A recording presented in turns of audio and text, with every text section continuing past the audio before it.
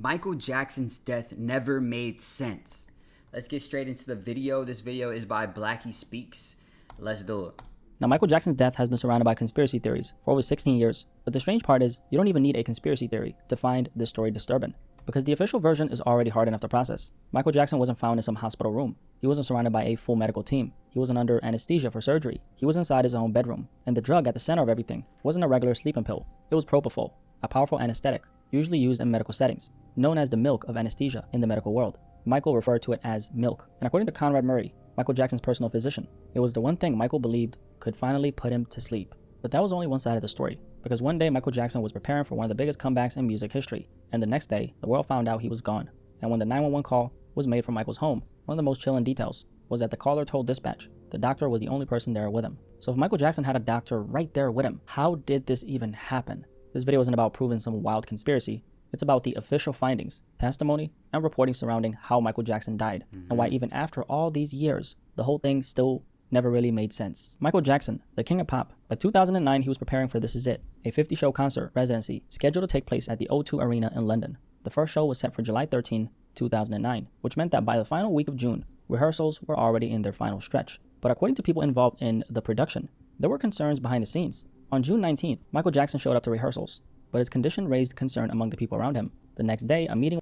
If he died from cardiac arrest and he didn't look well, was there something else that was going on with him? I feel like there was nothing else that was ever talked about, ever explained. It was just he had too much of that drug or something of the sort, and a doctor gave it to him. I never really understood what the hell was going on. You know what I'm saying? So this is all very confusing, and we're about to get to the bottom of this and learn everything right here. Was held at his home to discuss what had happened and whether he was ready to continue. After that, rehearsals continued, and June 24th, Michael was back working on a show. Footage from those final rehearsals would later become part of the documentary, Michael Jackson's This Is It. So before everything happened, Michael Jackson's final week was a mix of preparation, pressure, and concern, with one of the biggest comebacks in music history still moving forward, or at least that's what was supposed to happen. But behind that comeback, there was another problem happening in private. According to Murray, and later testimony, Michael Jackson just couldn't sleep. And that might sound simple at first because a lot of people struggle with sleep. I'm kind of going through it with sleep right now myself. But keep in mind, this wasn't happening in like a normal session of his life. He was weeks away from a massive comeback. Rehearsals were intensifying, and according to Murray's version, Michael felt like if he didn't sleep, he couldn't function. Makes a lot of sense. Now, in Michael's case, the sleep problem had gone way beyond normal insomnia. He just wasn't able to sleep, like he had so many issues with it. But before we get into what was being used to help Michael sleep, we have to talk about Conrad Murray. Because Conrad Murray wasn't just a doctor who... See, I feel like stuff like that is something that is almost very like avoidable, right? I'm sure for Michael Jackson it's different because you kind of like, you know, you're rehearsing, doing all this stuff throughout the day, and you probably can't just take a nap whenever you fucking feel tired. But by the end of the day, you should be tired, right? So you should be like falling asleep pretty easily. But he probably got so like hooked on whatever he was having to help him sleep that he couldn't sleep without it. And then that is probably what became the problem. But the best way to get out of that is to just not fucking sleep. If you stay up for 2 days straight, I guarantee you on that third day, you're going to be knocked the fuck out. You know what I'm saying? So, I don't know. I feel like he just needed a break. He just needed a break, bro. He needs to be able to sleep whenever he felt tired, honestly. Because he was kind of forcing it at a certain time and shit. But anyway. Randomly appeared in Michael Jackson's bedroom on June 25th, 2009. According to Murray's version, he first met Michael back in 2006. Weak ass bun. Nigga, let that bun go, nigga. Yo, y'all ever see me with a weak ass... He didn't go to jail? 5th, 2009. According to Murray's version...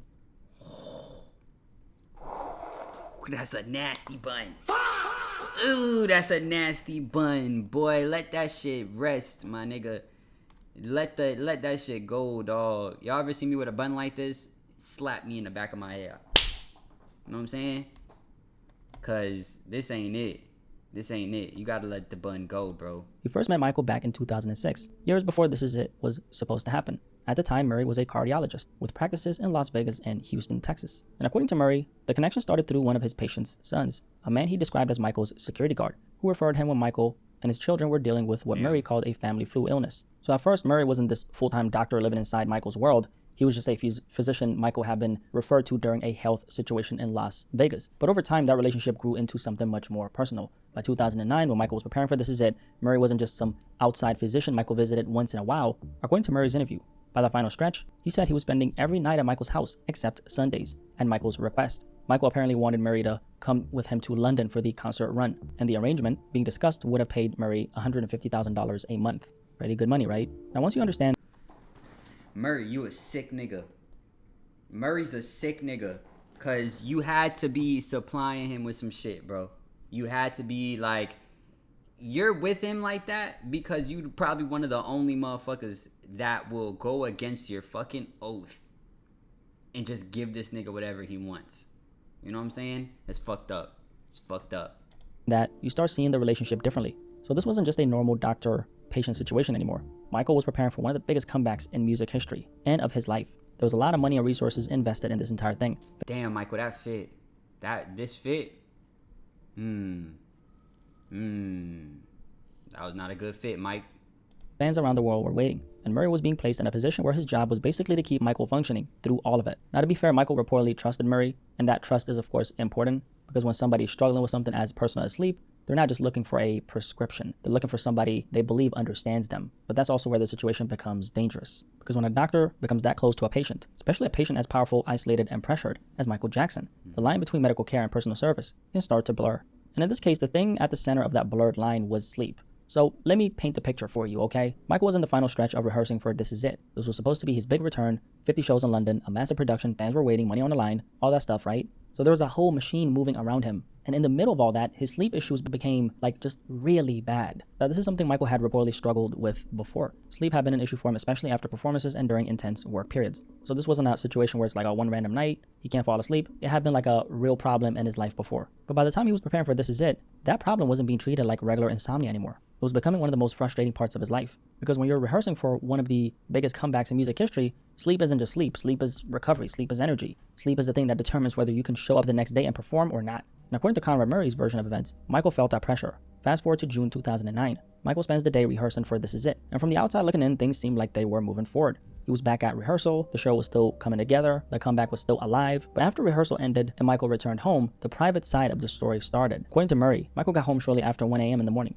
He showered, got settled, and then the same problem was waiting for him. He was exhausted, but he couldn't sleep. And from that point on, Murray's version is that the night turned into hours of him trying to get Michael to rest. According to him, he tried giving Michael milder sedatives through the night before resorting to propofol. In the recorded police interview, Murray Bro, what the fuck? What the actual fuck? This is why the nigga can't sleep. It was only 2 hours.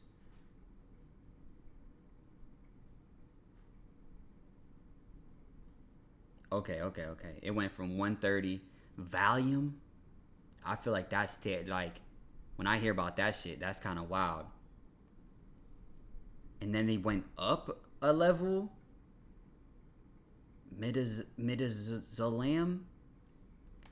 Damn. Lorazepam. This is not good at all. Like, you gave him too much shit, brother. Yeah, you can't sleep for the night. So fucking be it. I feel like that's something where it's like, bro, if you couldn't sleep for the night, sorry. Sleep tomorrow. You know what I'm saying? That's really one of the best ways to get over it. Just not sleep. And then you can be exhausted. You don't go to sleep. And then after you don't go to sleep, the night after, you should be able to go to sleep, bro. You know what I'm saying? If you need to have a fucking bad rehearsal day, so fucking be it. You're Michael Jackson. You know what I'm saying?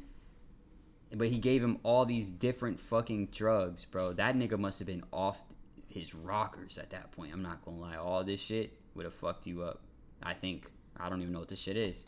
I've given Michael things like Valium, lorazepam, and midazolam at different points through the night. But according to him, Michael remained awake and kept complaining that he needed sleep. And that detail is important, because in Murray's version, this wasn't a situation where Michael couldn't sleep and immediately jumped to the strongest thing possible. According to what Conrad was saying, multiple medications had already been tried throughout the night, and Michael still wasn't sleeping. So by the morning, the situation had escalated. By around 10 a.m., according to Murray, Michael asked for propofol, the white anesthetic he referred to as milk. Murray said Michael asked, please, give me some milk, so that I...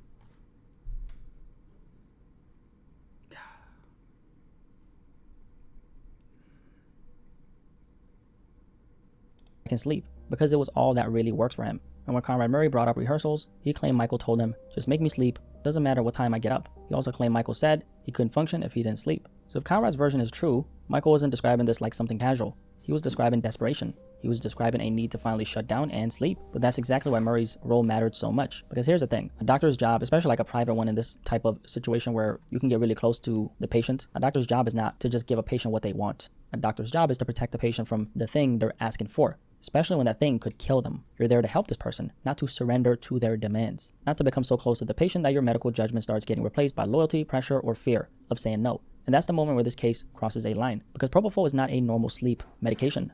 It's not Ambien, it's not melatonin. It's not something you take because you're stressed and need to rest. Propofol is a powerful anesthetic, usually connected to medical procedures. And according to expert testimony, propofol had no real place being used as a sleep aid in a private bedroom without proper safeguards. But according to Conrad Murray, Michael kept asking. He described Michael as persistent. Now again, this is Conrad Murray's version, and that matters, because later on, prosecutors would challenge. No, bro, he was giving you 150 bands a month. That's what was happening. He's giving you 150 bands a month, and you just needed to do whatever the fuck he wanted. If that nigga said, yo, get on the bed and I can't sleep right now, bro. Get on the bed and bend over, nigga. That nigga would have had to do that shit. He would have got to get cracked, bro. You just doing anything, bro. You got to be like, no, I can't give you this. This is not for sleeping, brother. It's not for sleeping. You know what I'm saying? You're tweaking right now. I just gave you 7 different fucking drugs. That's why you probably can't fucking sleep. You know what I'm saying? You're high as fuck right now. You're off your rockers at the moment. You know what I'm saying? If you want to go to sleep so bad, go for a run. Let's go for a run. Yeah, let's go outside, go run for a little bit. When we come back, oh yeah, go take another shower. You know what I'm saying? Boom, you might be tired. Man, that nigga ain't shit. I'm not gonna lie, bro. Giving him that shit, bro. With 150 bands a month. Niggas do devious shit for 150 bands a month. Niggas go out in the street and get fent to niggas. You know what I'm saying? Nigga think he taking motherfucking Adderall. Nigga getting fent. For less than 150,000 a month. Oof. But niggas ain't take no motherfucking no oaths. You know what I'm saying? The idea that this was just some small controlled dose. But even if you only listen to Murray's own story, the picture is still disturbing, because the way he framed the night was basically this. He tried to help Michael to sleep. Michael kept asking for propofol. Murray stepped away for a brief moment, and somehow in that short window, Michael ended up not breathing. In other words, Murray's version placed a lot of the pressure back on Michael. Michael wanted the drug. Michael knew about the drug. Michael kept asking for it. And later, the defense would take that even further by suggesting Michael may have administered the fatal dose himself while Murray wasn't in the room. Because even if Michael wanted propofol, even if he begged for it, even if he believed it was the only thing that could finally put him to sleep, Murray was still the doctor. And by the morning of June 25th, Michael Jackson's sleep problem had turned into a medical situation involving IV sedatives, a private bedroom, and a surgical anesthetic. And the comeback wasn't even the most urgent thing anymore. The urgent thing... IV sedative? It was in an IV also? Like... Yeah, nigga, you can't sleep. You're fucking tied up to a fucking IV. This is so terrible. And like, I don't have the best sleep. I've never had the best sleep. Like, I've had plenty of nights where I just didn't sleep. However, like, I understand that, damn, I may not sleep tonight, but tomorrow I'm gonna sleep. And that's what it needed to come down to. There can't be no quick fix. Because as soon as there's a quick fix, now you're always trying to quickly fix the problem. And that's how things start to spiral. And soon as bro started giving Michael Jackson drugs to go to sleep just because the nigga couldn't sleep, was where the problem really fucking started. Like, yeah, there's probably insomnia, so on and so forth, and whatever. But it should have never got that deep out. Or at least I don't think it should have ever got that fucking deep. You know what I'm saying? Just don't sleep. Like, even right now, I tried to take a nap a little while ago. I was so tired. I was like, oh shit, I'm so tired. I was like, all right, fuck it. I'm gonna take like an hour nap. Couldn't sleep, right? I was just scrolling on my phone, and I kept falling asleep while I'm on my phone. Scrolling through reels, fucking just brain rot, falling asleep. As soon as I lock my phone, nigga can't sleep. I'm like, this some fucking bullshit. This some fucking bullshit, bro. I was tired, couldn't go to sleep, pulled out my phone, fucking scrolled on some brain rot, was falling asleep, and like would fall asleep for like a little second, and then wake back up, and it fucking scroll on my phone and fall asleep. And then I finally was like, okay, I'm tweaking. I locked my phone. No fucking sleep. But I'm going to sleep eventually, bro. I'm going to sleep eventually. You got no choice but to sleep eventually. Like, it can't be that bad. It can't be that. Or, I don't think it can. Was getting Michael to sleep. So Conrad Murray agreeing to use propofol this way was exactly where the doctor-patient relationship broke down. Because although he was Michael Jackson's personal doctor, his job was not to simply say yes, like be a yes man. His job was to say no when the thing Michael wanted was dangerous. Now some people might hear that and say, well, Michael was the one asking for it, and yes. According to Murray's version, Michael did ask for propofol. He allegedly begged for it. He allegedly believed it was the only thing that worked. But that still doesn't remove the responsibility from the doctor. Because Michael was not the medical professional in that room. He was the patient. He was exhausted. He was desperate for sleep. He was under pressure. So the question is, how clear could Michael's judgment really be in that moment? That's why this argument becomes dangerous when people try to put everything on Michael. Because even if Michael wanted the drug, even if he asked for it repeatedly, you're just not supposed to give it to him. Now, one of the biggest issues with Conrad Murray in this entire case and situation. You should have got that nigga some melatonin and been like, damn, bro, the melatonin ain't work. That's tough. That's tough. That's what you should have did, bro. They give him all these damn drugs I can't even pronounce. I don't even know what the fuck that shit is. Like, yes, that shit probably worked to put him to sleep, but that's because it, like, probably physically put him straight to sleep. You know what I'm saying? It's like laughing gas. You put that shit over your face and you fall, you're out. That's why he thinks the shit works. That's tragic, bro. Is that he didn't have the proper setup. He didn't have the proper safeguards. He didn't have the proper emergency support. And according to someone who testified in this case for the prosecution, like an expert on this drug propofol, he said that the proper safeguards for propofol were not in place. No proper monitoring system, no proper medical records, no proper emergency backup, no hospital setting, no anesthesia level safety around him. Just Michael Jackson, his personal doctor, an IV, and a powerful anesthetic being used for sleep. According to Murray, after giving Michael the propofol, he stayed with him for about 10 minutes. Then he says he stepped away. And Murray claimed he was gone for about 2 minutes, and when he came back, according to him, Michael was no longer breathing. So Murray's version of events, the entire tragedy happened in an extremely small window of time. He gives Michael propofol, Michael finally falls asleep, Murray steps away, and by the time he returns, the biggest entertainer on earth is unresponsive in his bedroom. But once other people enter that room, the story started looking even more disturbing. According to one of Michael's security guards, Alberto Alvarez, he was sitting in a security trailer outside the home when Michael's assistant, Michael Amir Williams, called him and told him to get inside because Michael wasn't well. When Alvarez entered the room, he said Michael was lying on the bed with his arms outreached, his mouth open, and his eyes open. Murray was allegedly doing chest compressions on Michael while he was still on the bed. And according to Alvarez, Murray said Michael had a bad reaction. And that phrase matters, because according to his bodyguard, his security guard, Murray did not give a detailed explanation in that moment. He allegedly said Michael had a bad reaction, that's all he said, right? Then, according to Alvarez, Murray said they needed to get Michael to a hospital and needed ambulance. But before 911 was called, Alvarez testified that Murray grabbed medical vials from Michael's nightstand and told him to put them in a bag. Alvarez said Murray gave him a similar instruction about an IV bag containing a white milk-like substance, but not a nearby saline bag.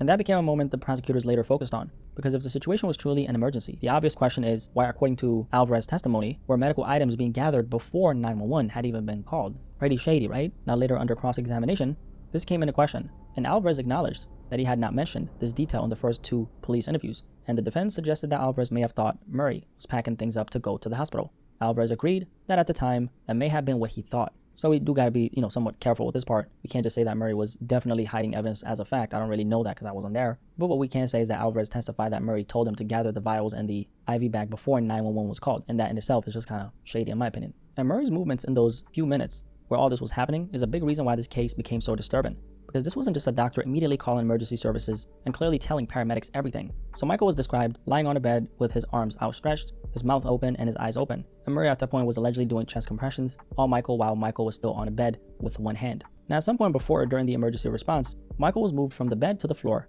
because first responders, under testimony, described paramedics working on him on the bedroom floor. Now when the paramedics actually arrived, there are more things about Murray's movements at that particular moment that came into question and raised a lot of questions. And much of it was heavily focused on what Murray said and what he didn't say in the moments after Michael stopped breathing.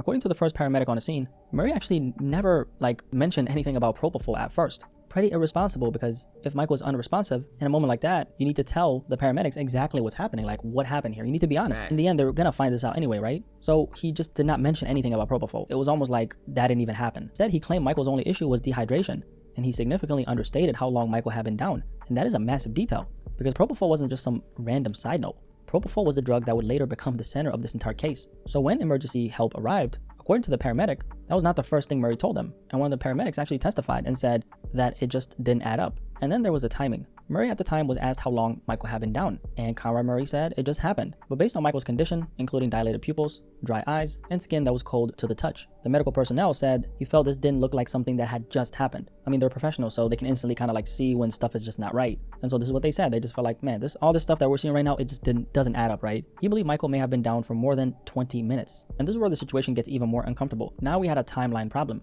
Murray's version depended on the idea that everything happened so fast. He gave Michael the propofol. Michael fell asleep. He stepped away for a second, or 2 minutes specifically. He came back. Michael wasn't breathing. But the people who entered that room didn't describe a situation that felt clean or immediate. They kind of were just confused at the situation. They kind of described like a delay. They described a doctor who seemed to be moving between different priorities at the same time. The obvious situation is that when someone is seemingly dying, the first priority should be call 911, get help, tell paramedics everything they need to know. But that's not what Conrad Murray, his personal physician, did. So another detail was that his children were actually close enough to enter the room. Paris and Prince reportedly entered the room and saw their father in that condition. Michael's security guard said one of Michael's children screamed, "Daddy," and Conrad Murray shouted for them to be taken out, saying not to let them see their father like that. So at this point, staff are being pulled in, the children are witnessing it, and the whole time, the clock is ticking. Now, paramedics apparently worked on Michael for 42 minutes, using CPR, drugs, to try to restart his heart, but the heart monitor showed a clean flatline. So at this point, they're trying to literally bring Michael Jackson back to life. And keep in mind, during this whole time, Conrad Murray still had not mentioned propofol to the paramedics. It's crazy how he would let them operate with incomplete information while they're trying to like save his life. So everything that was not said in this situation basically affected the outcome here. Now, eventually Michael was rushed to UCLA Medical Center. Doctors there continued trying to revive him, but by that point the situation was already desperate. The public would later hear that Michael Jackson died from cardiac arrest, and technically that was true. But cardiac arrest is not the full explanation. That just means the heart stopped. The real question is, why did it stop? And that's where the autopsy becomes important, because after all the confusion in the bedroom, after Murray's version, after the 911 call, after the paramedics, after the hospital, coroner's office had to answer the question everybody was asking: what actually killed Michael Jackson? And the official answer was not natural causes. It wasn't physical trauma. It wasn't some mysterious illness. According to the coroner's opinion, the manner of death was ruled homicide for several key reasons. The report pointed to propofol and benzodiazepines being administered by another person. Propofol being used in a non-hospital setting without an appropriate medical indication, the standard of care not being met, and the absence of recommended equipment for monitoring, precise dosing, and resuscitation. The report also stated that the circumstances did not support self-administration of propofol, which would later clash with the defense theory at trial. So a big part here was just like trying to put all the blame on Michael. You know, he self-administered these drugs that killed him, but obviously that's ridiculous, right? Now the focus wasn't just on Michael's health. It was on the medical setup around Michael. How did a man trying to sleep end up being given a surgical anesthetic in his bedroom? And how was the drug being monitored? Why were the proper safeguards not there? And how did the doctor in the room not immediately tell paramedics about the most important drug involved? And this is how this became a criminal case, because prosecutors weren't just saying Michael Jackson died simply because it was fragile. They were saying he died because Conrad Murray failed him as a doctor. And when the trial began, that became the central argument. Michael Jackson did not have to die. And so a big part here was that they focused on the entire setup, or lack thereof, right? An expert testified and talked about the monitoring, the equipment. Bro, imagine killing Michael Jackson. Oh my gosh. Yo, that nigga is the biggest villain on earth, bro. Top 5, bro. You killed Michael Jackson, brother. You couldn't just tell that nigga no? Like, okay, he was persistent. He was begging, oh, please, hands and knees, nigga. Why do we even have propofol? Why do you even have that shit? That shouldn't even be an option. That shouldn't even be on the table. Like, bro, I can't even get no more, bro. I can't get no more. I don't work in a hospital doing anesthesia with niggas. I work here with you. There's no reason for me to have that shit. They're not giving me any more, bro. I'm sorry. That's what you should have went with. That, you know, would have kept that nigga alive, bro. Because killing Mike, I remember when Michael Jackson died, my grandma, my aunt, my mom, they were all in the living room, just started crying. Just everybody. Crying, like sick. And I was like, yo, what the fuck's going on? Like, you know what I'm saying? They said they was trying to call people. The phone lines don't work because everyone's trying to call somebody, bro. This nigga, Michael Jackson, was different. This nigga was different. Phones weren't working. You couldn't call nobody. Imagine right now, like, you try to get on your phone, you just can't call nobody. Like, it's just not working. Your phone just don't work. And it's all because someone died and everyone is trying to tell everyone, bro. That's how that shit was, bro. And you killed that nigga. Throw that nigga under the jail, bro. and everything that was just not there. And this expert said that those safeguards were not in place. So obviously this was not, Michael was given something and then he just had a bad reaction. That's what the defense team was basically trying to rock with. This was really Michael Jackson was given a very powerful anesthetic in his own bedroom without the kind of safety system that would normally surround that drug. That's very important here. And keep in mind that Murray's version and story here was basically that Michael looked fine, then he stepped away, then he came back, and everything had changed. And another question here became, why did the doctor leave a sedated patient alone? This is why you monitor every second. And this is why you need proper equipment, because by the time something looks obviously wrong, it might already be too late, and that's dangerous. Now, another thing that's really important here is that Conrad Murray took no medical notes on Michael's treatment that day and did not record his vital signs. So we're talking about the most basic life-sustaining functions here: body temperature, heart rate, respiration rate, and blood pressure. I mean, he really hired a nigga that was just gonna be like, what you want, I'm gonna give it to you. How much you paying? Oh yeah, we good, bro. Cha-ching. We good. Just make sure that check come in. As soon as that check come in, we good to go. I'm gonna get you some more propofol, nigga. That's fucked up. That's fucked up. These are some very fundamental things, and as a doctor, like in Conrad Murray's position, how could he not do that? So there are no proper records showing moment by moment what was being done to Michael here. No clean medical chart, no documented vital signs, none of that. No clear record that could explain exactly what happened before everything went wrong. I mean, think about that for a second. That's crazy, isn't it? So when people ask why Michael Jackson... It's kind of fucked up too, because, like, if Michael Jackson was getting this like full line of drugs every night to go to sleep, like, that cannot be good for your body.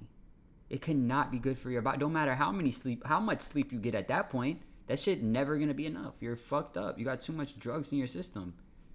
That's probably what the problem actually was, bro. He's probably giving him all these drugs for like day after day after day after day after day. Oh, you just give me a little bit of such and such. Because you made this nigga a drug addict. You made him he's probably just addicted to all these damn drugs, bro. It's fucked up. His death still feels suspicious. This is part of the reason. It's not just because he died. It's because the care around him looked so casual for something so dangerous. And so that's what prosecutors built their case around. They argue that Murray didn't act like a doctor who was protecting his patient, and the prosecution's expert framed it as a breakdown of the doctor-patient relationship. Murray acted more like Michael's employee than the physician who should have said no. And one of the experts here put it in the simplest way possible. A doctor's job is not to just say yes. A doctor's job is to know when to say no. So even if Michael begged for it, even if Michael believed it was the only thing that could put him to sleep, Murray was still the doctor. He was the person who understood or should have understood the risk. So a big part here wasn't the question about whether Michael Jackson wanted the drug. It was about whether Conrad Murray should have ever given it to him in that environment. And one of the ways Conrad Murray's legal... Michael Jackson probably said, I'm gonna fire you, nigga. I'm gonna fire you, nigga. I'm gonna cut your pay in half. That nigga said, no, shit. Here, bro, here. Here, take it. Fuck. That nigga wasn't shit. That nigga wasn't shit, bro. Team was basically trying to defend him here is that they were trying to argue that Murray did not give Michael enough propofol to kill him. Their theory was that Michael, desperate for sleep, may have administered the fatal dose himself while Murray was out the room, when really everything here points to the fact that it was gross negligence. So the real question here wasn't whether Michael Jackson self-administered propofol by... No, like, even if he didn't give him enough, like, this nigga gave him like fucking 5 other drugs. I'm sure they shouldn't be fucking mixed together. I'm sure that's probably what did it, not just the fact that he took that one. Drinking it. That was one angle the defense explored early on. They even commissioned a study to see what effects propofol would have if it was swallowed orally. But that study ended up hurting that argument more than helping it. Why? Well, it turns out that the effect would have been trivial, meaning even if propofol was swallowed like some milk, it would not explain the fatal result in this case. So, they dropped that claim. At that point, they're no longer going to argue that Michael swallowed a fatal dose of propofol, and that matters because propofol is obviously not some regular liquid sleep medicine you drink before bed. It is an anesthetic, administered through the bloodstream. So that version of the self-administration theory basically fell apart. The real question was whether he could have realistically administered it through an IV himself while already sedated, exhausted, and supposedly being monitored by his doctor. And so a practical question here was, could Michael really have administered the drug himself in that state? Could he have done it while under the effects of other sedatives? My personal opinion, no, right? It was also demonstrated how propofol is drawn into an IV bag with a syringe, and it was said that the process appeared too complicated for self-administration. So Michael could have possibly not done this. You know, when you strip away the celebrity Michael Jackson, right? Like the celebrity version of him, and just forget Michael Jackson for a second, right? You still have a patient being given a surgical anesthetic in a bedroom, a doctor with no proper records, no proper safety setup, no immediate 911 call, and then no immediate disclosure of propofol to paramedics. And then a chaotic scene where witnesses said medical items were being gathered before emergency services were called. And this is why the prosecution were arguing that Michael Jackson did not have to die here, because he didn't have to die. Not because Michael was perfectly healthy, not because he had no issues, not because he wasn't struggling, but because in their view, the person trusted to care for him failed at the most basic responsibility, protecting the patient from harm. Now, eventually, in the trial, the jury agreed. Conrad Murray was convicted of involuntary manslaughter. But even after that conviction, the story never felt fully settled in the public's mind. I know it doesn't in my head, at least. Because legally, the case had an answer. Murray was a doctor held responsible, but emotionally and narratively, the case still felt bigger than that. Because how does the biggest entertainer in the world end up in a bedroom being treated with surgical anesthesia just to sleep? And how does a sleep problem turn into a death investigation? How does a doctor become so close to a patient that the line between medical care and personal service starts to disappear? And how many people around Michael saw warning signs before it was too late? That's why Michael Jackson's death never made sense. Not because there was no official explanation. There was. The official explanation was clear enough to convict his doctor. But the detail around that explanation are what made the story so disturbing. The final rehearsals, the pressure, the insomnia, the propofol, the doctor in the bedroom, the delayed 911 call, the missing disclosure, the vials, the IV bag, the paramedic saying it didn't add up. All of it paints a picture of a man surrounded by people, but still somehow vulnerable in the one moment where he needed real medical protection the most. And by the time the world found out Michael Jackson was gone, the King of Pop wasn't on a stage. He wasn't under the lights. He wasn't in front of the fans waiting for his comeback. He was in a bedroom, trying to sleep. And that's what makes the story so tragic. Because the thing Michael was chasing in his final hours wasn't fame, it wasn't applause, it wasn't another record. It was rest. The guy just wanted to sleep. And somehow, that became the thing that killed him. I've always felt like Michael Jackson's death never truly made sense, but that's just my personal opinion. I'm curious what you guys think. I'm sure you'll have at least something to say about this entire conversation. Rest in peace to the King of Pop, Michael Jackson. Absolutely tragic. That nigga definitely failed him bad. Failed him real bad. I don't know, man. It didn't need to happen. It was the doctor. But it also comes down to, if it wasn't him, it would have been another doctor. It would have been another doctor. He would have found someone else that would give him the drugs that he wanted, you know? And that just comes down to the fact that there are just people in this world that would do anything for some money on. Like the worst of the worst. And yeah, $150,000 a month. It's hard to say no to, honestly. But yeah, I hope that nigga did a long time in jail. That nigga should still be in jail. You done killed the King of Pop, bro. That's your fault. That's on you. You're donezo, nigga. You're done. But anyway, you guys let me know what you guys think. Make sure you guys like, comment, subscribe. Hit that notification bell. And if nobody told you today, I love you. Peace.